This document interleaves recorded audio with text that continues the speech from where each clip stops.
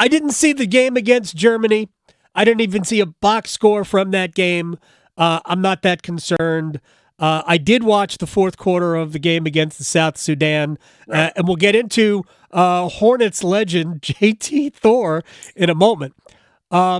Is LeBron James still the best player for Team USA?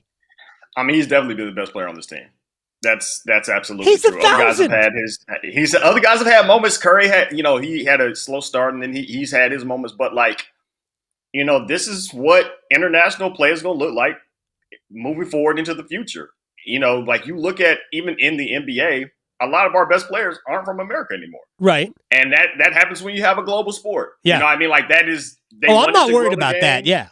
Yeah, that's what it's been. I've seen some talk about it's something about the culture. There's nothing about culture. I don't even think it's really necessarily guys not, in the past, I did think guys took the rest of the world lightly. Sure. Some of those early aughts Olympics, I definitely thought that. I don't think that anymore. I think, I think guys are at the tail end of a long season, right? You got 3 guys on here from the Boston Celtics. Right. They just finished playing. And then now they're going into international play. You're asking a lot. You're just asking a lot of these guys.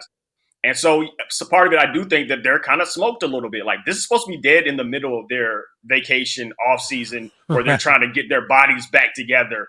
And now it's yes, also represent the entire country in the Olympics. It's an honor, and I understand why they would want to do it, but I can also understand why you might not be getting the best version of some of these guys right now. Well, that is true, and people look at the scores and go, "Oh my gosh, what's wrong?" I think you alluded to it. There is a lot of talent everywhere. I watched the entirety of the game against Canada, and the U.S. was better, but their roster is significantly better. But so what? Canada's got 7 or 8 legit NBA players, and you could lose to anybody. These guys are all good enough to beat you. In many ways, I'll just compare it to when if you're a golf fan, how can the U.S. have 7 of the top 15 players in the world rankings and lose to the Europe where more than half the team is ranked in the second 30 to 50. And it's because the margins are just this. There's almost nothing there. So I'm not. Yeah, JT Thor almost. I was when JT Thor started going off, I was like, "Oh, we finna lose this." I was like, "Nope, no way." I've been watching this through his entire NBA career. Never got off like that. When he hit the 3 to give them the lead with 20 seconds to go. Oh, we were cooked. I was like, no. And also, where was this guy? Where was man? I was one of the last ones off the JT Thor island because I knew he was going to put it together at some point, and it just never came to fruition. And I was just I wasn't mad at him because if you look at the story, Luol Deng has been a huge part of building that country's basketball infrastructure. Yes. I think still they don't have indoor courts there. So for them to be to have that sort of a representation of them, I was impressed. I love that. I didn't want it to happen versus the U.S., but I understood it. But if you look at even some of the other games versus Australia, they almost gave that game away. They were up by 15, 16 points. Yep. And then they just start turning the ball over and just could not stop making poor plays. They got to about 4 or 6 point game with about 2 minutes left. There are some issues with just, I don't know if it's continuity. I think Kerr is still very much trying to figure out some of these lineups. Maybe just less Embiid completely, because he is obviously not healthy and is a huge liability on defense right now. All right, I'm going to ask you. We're talking with Brenden Whitted, one of our Mr. Basketball guys here. I asked our friend Kennard Edwards, not to describe, about 3 weeks ago. 2 minutes left in the game. We're tied. Who are the 5 on the court for Team USA? Ooh, I think I'm gonna go with Curry, Bron, AD. Those are the easy ones. Right. Ooh, man. Bam has been really good, and he's looked comfortable playing the 4 position, which was interesting. Keep in mind, Miami picked for number 15. They got Kyle Ware. who was a legitimate center. And so I wouldn't be surprised if Bam started playing a little bit more of that 4. Okay. I know he gives him a lot of flexibility with playing 5, but he's smallish at 6'9" sometimes. And honestly, it would kind of be just whomever is playing the best out of Book, Tatum, maybe Drew. It might be Drew. What about Anthony Edwards? I love his game, but there are times when I just feel like he doesn't know like time play situation for some of the stuff he's trying to do. I'm like, it's all right. Last possession, Edwards was on the court. It was Curry, Edwards, LeBron, AD, and I'm trying to remember who the other. I think it was Derek White, which in some ways surprised me that Derek White was on the court because I thought White was added because he doesn't really have to play, and that's when the United States we needed a bucket. But I don't know that I'd have Anthony Davis on the court. I would have Bam as my 5. Now it all depends if Kevin Durant can play. So yeah, I was about to say like that's obviously the Durant hasn't played. Yeah, he hasn't, and that's I mean, it'll be cool when he is playing. It'll give them some more flexibility at that 4 position because he can play either wing. So yes, that's obviously a major part of them not being as good as not having Kevin Durant, who's still even at this point in his career an absolute monster offensively. Right. But yeah, defensively, when they needed the stop, and frankly, they needed a miss because even Drew Holiday got beat off the dribble. I was surprised at that.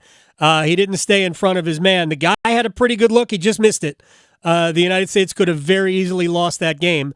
But Drew Holiday is going to be on the court defensively. Probably Curry isn't, right? Curry's probably coming off the court. Not defensively, but I mean, in terms of, he's probably your best perimeter scorer. I mean, if you're not counting LeBron as such, he's your best perimeter scorer. And I mean, like LeBron just took the game over. Like he just went full into like, oh, I'm definitely not finna lose this because he remembers. The North remembers, bro. Like he remembers what it was like to be on a losing team, and he's sitting over there looking at Larry Brown, and he's sitting over there looking at Wade, and it's like, I'm not doing this again. Yeah, so I definitely appreciate. You can tell when I don't want to say when he cares more, but when he starts getting super physical and just being like, nah, I'm just about to still just like murder folks with my shoulders and get to the cup. You know it's very serious. When he starts calling forward in the post, it's like, oh no, we're in dire straits right now. We need to get together, guys. So it brings me back to the first question, which whether you just didn't want to answer it, I'm asking again.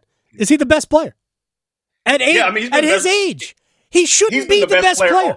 He's been the best player on this team. I'm not going to say that he is their best. Like, if you were to just remove the Olympics part, he's not better than – I don't think that he's better than Tatum at this point, particularly defensively, because he does – that is – if you want to talk about a regression on whatever his regression has been, it's been on that side of the ball. Sure. But, I mean, he's played the best on this team, and that's all you can do. Ultimately, like if you're the best player on this team, so the answer is yes, he is their best player. Yeah.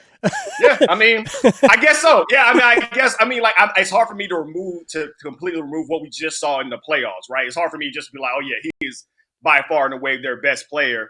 When I've seen some instances of like Curry going crazy or Tatum, like it's hard for me to just say that definitively. But on this roster, on this team, he has played the best. Yeah. So yes, to answer your a long-winded way of answering your question. It is just to me, it's incredible. And when we have these, who's the greatest of all time?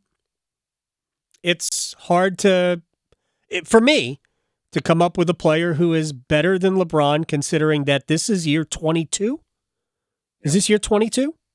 Yeah, I think this is year 22. I mean, it's year 22. So silly.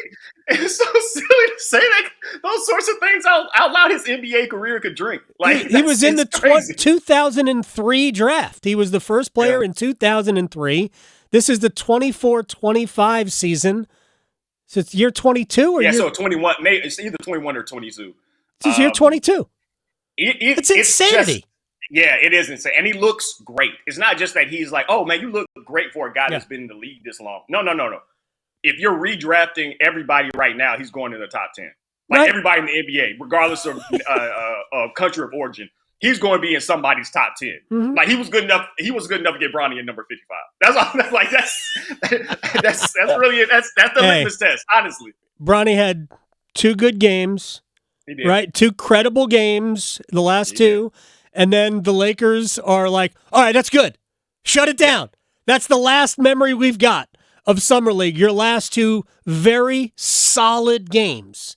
They were. And that's exactly, and it looked like the way that he was moving, the way he particularly was playing off ball. Some of his on ball creation has disappointed me a little bit, but the way he was able to play off ball, the way he was able to cut offensive rebounds, that kind of stuff, he was better. He was better in those spots. And I would like to remind everybody, Trae Young had an awful summer league, and he was drafted a lot earlier. And obviously, we've seen what he's done with his career. Those 2 things aren't necessarily correlated at all. No, they're not, and there isn't more pressure on any other player in the history of Summer League basketball than there's been on Bronny James. So Rich Paul said it. It's about development. They're going to, however, the best way to develop Bronny James, they'll do it. I don't think it'll be force feeding him into an NBA lineup. Rotation, not a line. He's not going to start for the Lakers. So whether it's in the G League or it's spot minutes off the bench and practice, and however they do it, that's fine. Real quick before I let Brenden Whitted go, Brandon Miller said the Hornets are a playoff team. Is that sure, wow? I mean, sure, I don't even have not? To ask the question now. No, you don't. No, you honestly look. Right. I appreciate Brandon Miller and what he has done, and he played like 1 game in the summer league, and they were like, "Oh, wait, no, you're way too good to be here." Dude had an all-rookie campaign last year, so great for him. He doesn't know what a playoff team looks like. Okay, he doesn't. Like, let's just be 100% honest. He has been in some terrible locker rooms. And did not sniff the postseason last year with the Hornets. Now, is this if you're looking for stuff to look forward to? Coach Lee, the new coach, is supposed to be great at youth development. Nick Smith Jr. has shown some stuff. I wish he had gotten more time last year, but he's shown some stuff. But ultimately, this is going to be about health, and I go back to it every single time. If Melo's hurt, if Mark Williams is hurt, if you can't keep guys on the floor, it really is not going to matter about anything. I appreciate the young man's confidence, but it is only laughable. That's the only response. I'm just going to tell Victoria, I just need the snort from Brenden. I just need the snort. Love it. All right, that's all I need in reaction to Brandon Miller's comments. I just need the snort.